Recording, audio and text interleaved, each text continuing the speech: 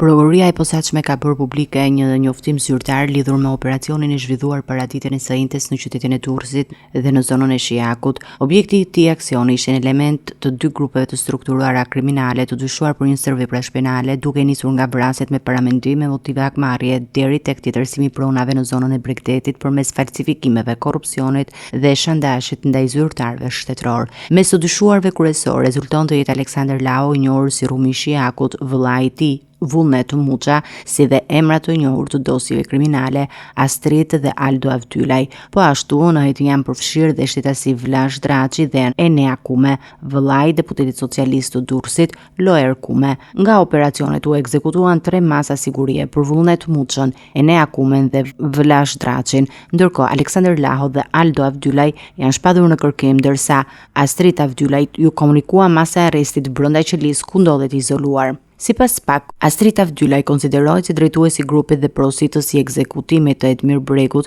i njohur ndryshe si Ilir Kuçi.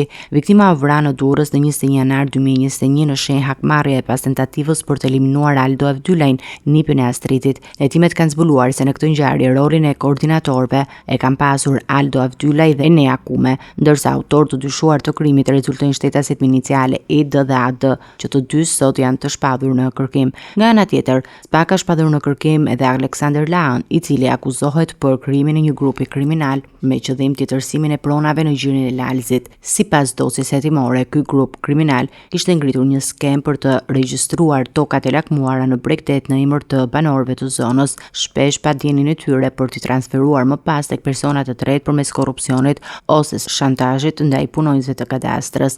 Operacioni i fundit i SPAK-ut konsiderohet si një ndër goditjet më të forta ndaj grupeve të përfshira njëkohësisht në krime të dhunshme dhe aktivitete ekonomike kriminal, duke hapur një tjetër front hetimi për lidhjet mes botës së krimit dhe institucioneve shtetërore.